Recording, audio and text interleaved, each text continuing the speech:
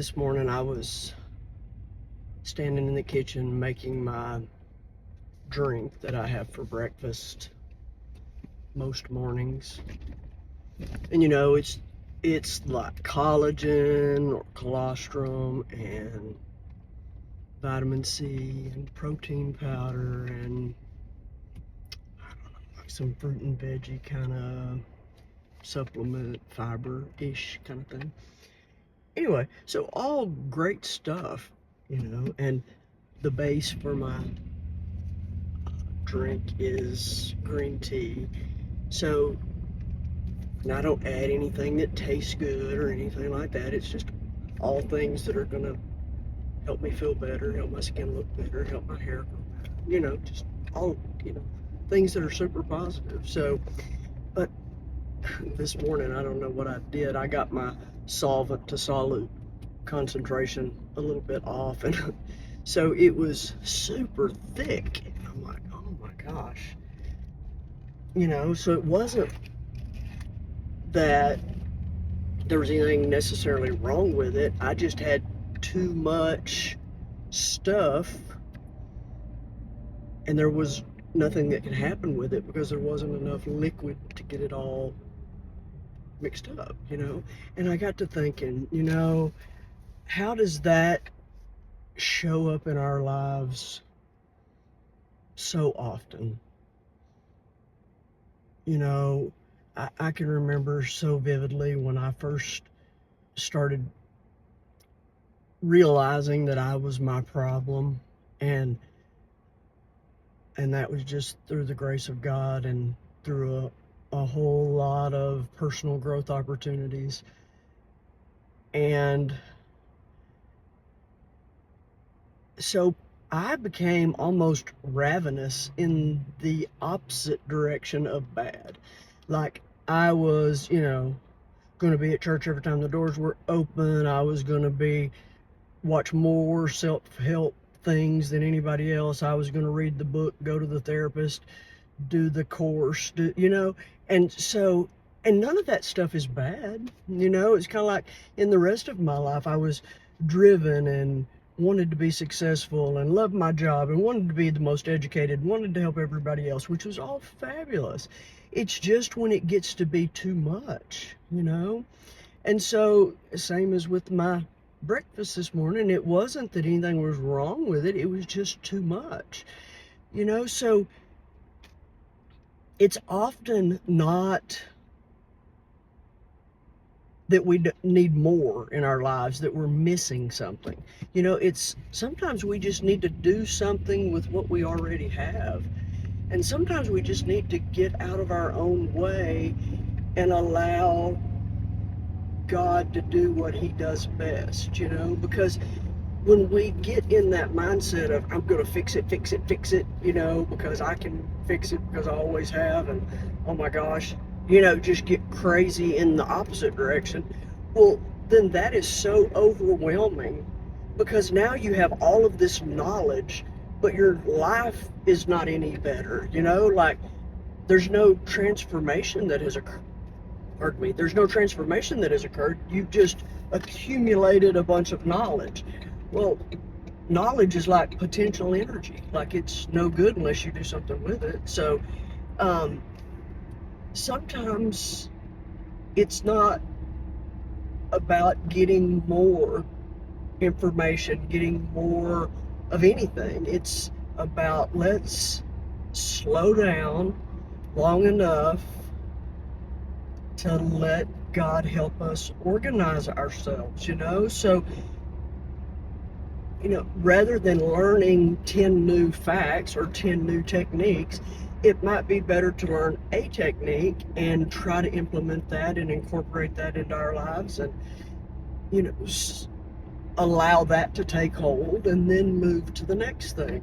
So we don't become overwhelmed and oversaturated, because once we make it to that point, then we're back to being no good for anybody.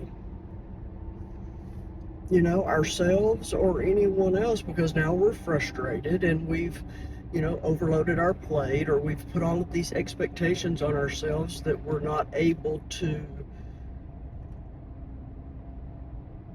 maintain, because change is hard. Not because we're not good enough, not because of any of that. It's just rarely does God have all the sudden things. Yes, there were miracles, there were things that he did all of the sudden. But that's not typically what you read about. It's more of a transformation process. And so it's not going to happen quickly, and that is so frustrating. No doubt about it. It is so frustrating. I want what I want, and I want it right now. And that slowing down to not outrun God constantly has been one of my biggest hurdles to overcome. Because I was the one that worked 9 days a week, 3 different jobs. I was there before everyone else. I left after everyone else. I worked once I got home. I don't even know why I was so committed to the process. I had overvalued myself. That's what I had done, and then overburdened the system. The system that just couldn't handle the expectations that I had placed upon myself, and I just crumbled under the pressure of that. And so once I realized my lack of success in fixing myself, no matter how hard I worked on it, and I was a diligent little booger. Anybody that knows me knows once I decide I'm doing something, I'm all the way doing it. It didn't matter how all the way I did anything until I surrendered to God and said, I cannot do this without you. Please help. Did things start turning around? You know, it just didn't for me. And maybe other people are having a different experience, but if you're not having a different experience, if you're not having success in fixing yourself, if you're not being able to do enough right to right your life, then I would say consider letting God have a go of it. It's amazing. It is absolutely amazing. It's not perfect. Yesterday I had maybe it wasn't yesterday, the day before yesterday, I had one of those days where I was not the best version of Marianne. That's for absolute sure. And I could tell you 10 reasons why that's the truth, but none of that matters, because everybody in the world is dealing with something. And just because I had a challenging day does not mean that I get to be short with people and suddenly, just want to be grumpy and steal the good energy from everything. And I don't like it any more than anybody else does. I just almost can't even stand being around myself when I feel that way. But it reminds me that I need to get over there and let God help me and ask Him to help me get out of that space that I can't get myself out of, and to help me remember to rely on Him, and that He is reliable and He's consistent and He does not fail ever, never, not one time. So it's real easy for Marianne to get over here and start relying on herself, because remember, I'm the child that was told every day of my life how amazing I was and how I was the smartest, the prettiest, the funniest, the best, the whatever, for my whole life. And when you're told that for your entire life, you grow up thinking that that's the truth. Well, I'm here to tell you, it's not the truth. I may be fabulous, and that is absolutely the truth. I am fabulous, but I am flawed and fabulous. I am definitely not anywhere even in the vicinity of getting it all right. So please don't let me misrepresent the process of how challenging it is to back off and say, God, I need you. I need you to help me because I don't have the ability to do it by myself. And man, you should watch him show off when you give him free reign of your life, because he's not trying to overload you. You know, he's not going to dump more into your life. He's working on what's already there. You know, yeah, it's just incredible what he can do, one thing at a time, because that's the real change. When something has actually shifted in you, and it has to be your attitude and your heart posture that shifts.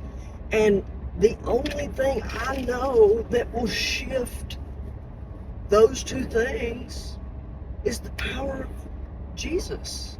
And if there's something else that can do it, like I tried to shift my mindset with everything from a jelly donut to crack cocaine to alcohol to Lord above, anything else that you can probably think of. I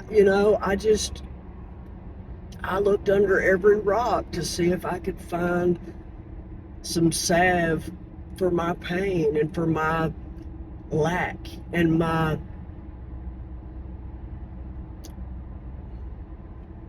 just my sheer inability to achieve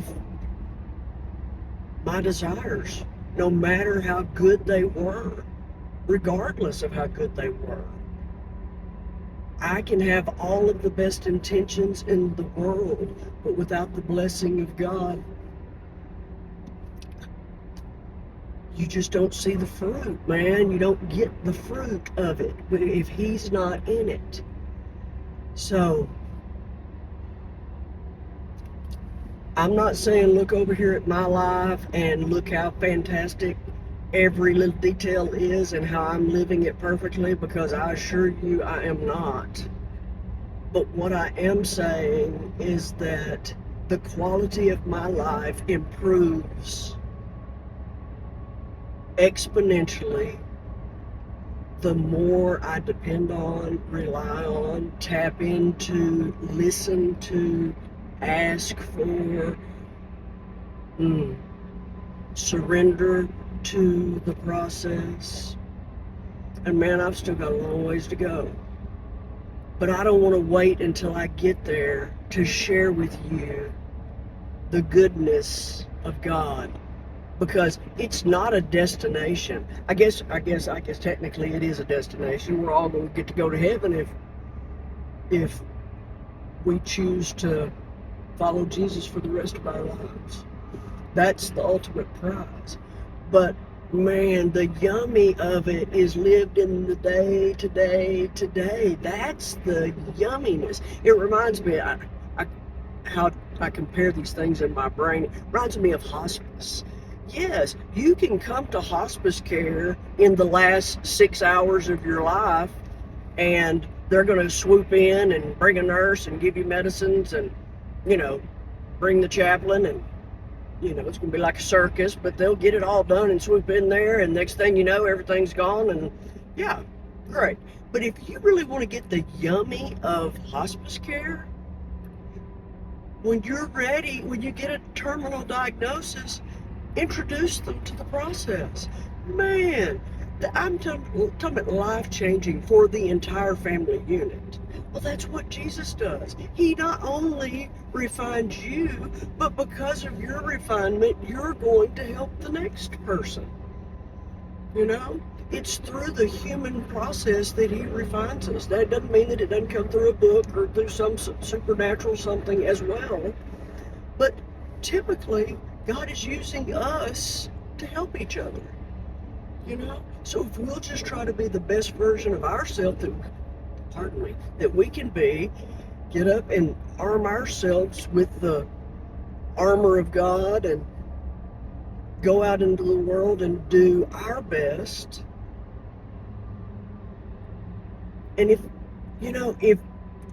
we can go and help one person have a better day, If we can speak life, carry the light for one person that their light is so dim it's about to go out, share our light. Share our experience and our strength and our hope, and where does that come from? You know? Some of the principles of Narcotics Anonymous are we only get to keep what we have by giving it away. You know, so I don't want to sit over here on top of my perch and all my blessings and all of the yummy things that God has done for me. I want to tell you that He can get started in your life too. All you got to do is ask Him. But if you're on top of the world today, yay, thank God for it. If you're in the ditch at the bottom of the barrel today, it's okay.